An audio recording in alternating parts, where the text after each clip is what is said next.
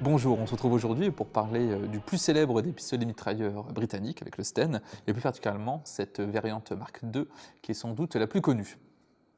Mais avant de voir l'histoire de ce fameux pistolet mitrailleur, je tiens à remercier le musée Guerépé en Ardennes qui me permet de vous le présenter. Donc n'hésitez pas à consulter leur site internet ou à leur rendre visite si vous êtes dans la région. Un grand merci également à mes tipeurs qui permettent de poursuivre mon travail, donc n'hésitez pas non plus à les rejoindre si vous le pouvez bien sûr.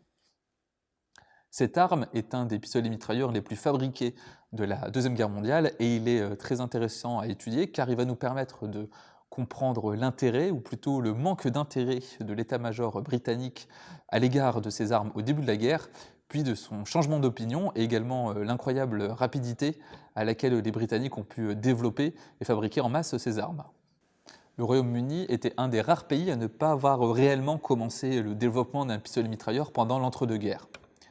Le commandement militaire avait peu de considération pour ces armes qu'il ne jugeait pas essentielles, contrairement à la plupart des autres pays, que ce soit évidemment l'Allemagne, les États-Unis, la France ou l'Italie. Les Britanniques commandent des pistolets mitrailleurs Thompson aux Américains, mais ils n'en avaient pas en nombre et ces armes coûtaient très cher, environ 200 $ de l'époque.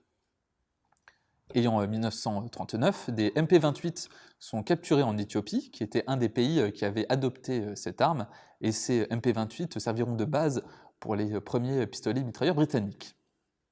La marine et l'armée de l'air sont intéressés par la production de pistolets mitrailleurs et comptent en commander environ 50 000. Ils vont commander le pistolet mitrailleur Lanchester, qui était une sorte de copie du MP-28 légèrement modifié. Les pistolets mitrailleurs Lanchester sont jugés comme encore trop chers et utilisent trop de matériaux.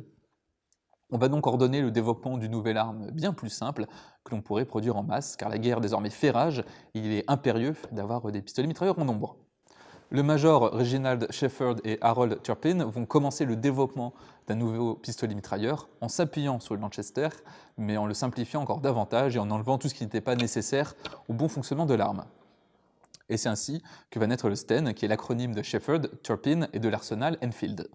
Cette première version, désignée Mark I, est facilement reconnaissable avec sa poignée verticale, son cache-flamme, le long manchon autour du canon et l'utilisation de quelques pièces en bois. L'arme est adoptée en mars 1941 et environ 300 000 de ces armes seront fabriquées, mais l'arme reste encore trop chère et trop lente à fabriquer et les Britanniques vont alors décider de la simplifier encore davantage. Et c'est ce qui va donner le Mark II, qui va être développé en seulement quelques mois, car dès août 1941, les premiers Sten Mark II sortent des usines. Et pour cette variante, on va encore plus se sacrifier l'ergonomie en supprimant la poignée verticale, on va se débarrasser des pièces en bois, on conçoit également une crosse tubulaire extrêmement simple, et on va également raccourcir le manchon. Il faut seulement 5 heures de travail pour fabriquer et assembler les 47 pièces qui composent ce pistolet mitrailleur. L'arme est très bon marché comparé au Thompson, car le Sten coûte environ 10 à 15 $ de l'époque, ce qui est bien plus faible que les 200 $ des pistolets mitrailleurs américains. Et c'est environ 2,5 millions de Mark II qui vont être fabriqués entre 1941 et 1945. C'est une arme qui est extrêmement basique, a été conçue non pas pour être le meilleur pistolet mitrailleur au monde de son époque, mais plutôt pour être le pistolet mitrailleur le plus simple à fabriquer et le plus basique, quitte à ne pas être très ergonomique et même parfois pas forcément des plus fiables.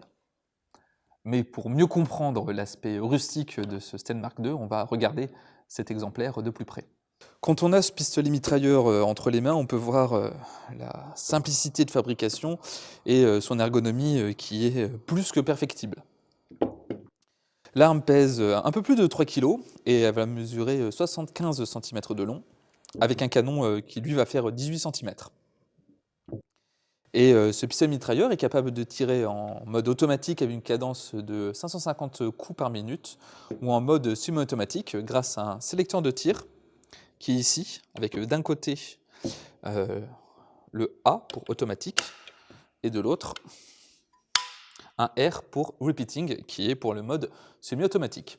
On n'a pas vraiment de levier de sûreté, si ce n'est l'encoche qui va nous permettre de mettre le levier d'armement et ainsi de le bloquer. Sur le côté, nous avons notre fameux chargeur qui est ici, donc on a notre bouton d'éjection.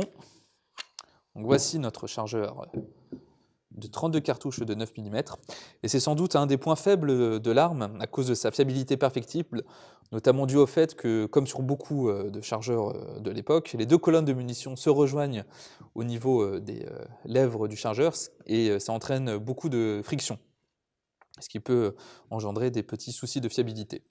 Par contre, l'avantage de ce système, c'est par rapport au design de la culasse, qu'on n'a pas besoin de concevoir une alimentation alternée à gauche et à droite, comme sur des armes plus modernes, comme sur MP5 par exemple. Ce chargeur s'insère donc sur la gauche et ça rend la prise en main un peu étrange. Et pour gagner un peu en encombrement quand on transporte le Sten ou qu'on le met dans des racks, on peut faire pivoter le puits du chargeur vers le bas. Pour ce faire, on a un bouton avec un ressort sur lequel on va tirer. Et en fait, à ce moment-là, on peut faire tourner le puits du chargeur et une partie du port d'éjection, et comme ça, ils vont pointer vers le bas, ce qui va rendre l'arme donc plus compacte. Malheureusement, sur cette version, elle est un peu bloquée dans sa position, donc j'ai pas trop envie de frapper dessus pour le faire pivoter. Les organes de visée sont extrêmement basiques. On a une pièce qui fait office de guidon, qui est une pièce triangulaire, et un œilleton tout simple à l'arrière. On va démonter le pistolet mitrailleur pour voir un peu comment il fonctionne, même si c'est très simple, car c'est une arme qui tire culasse ouverte avec une culasse non calée. On va enlever notre chargeur, et on voit à l'arrière, on a un petit bouton qui va en fait sécuriser la crosse. Donc il faut appuyer dessus, et à ce moment-là, on peut tirer la crosse vers le bas. Sur celui-là, on va légèrement frapper sur la crosse pour qu'elle se dégage.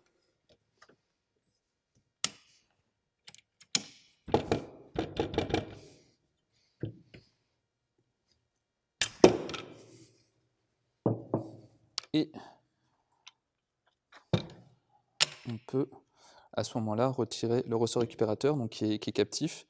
Donc on va appuyer sur la pièce, le sort de capuchon, et on le fait pivoter. Et à ce moment-là, on peut extraire notre ressort récupérateur. On va faire reculer la culasse, retirer le levier d'armement et faire sortir notre culasse qui est toute simple avec notre extracteur. Normalement, on devrait avoir le percuteur fixe.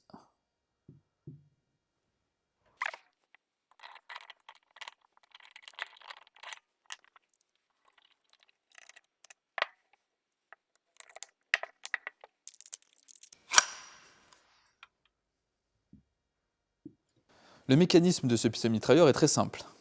L'appui sur la queue de détente va forcer la gâchette à s'abaisser grâce à un levier.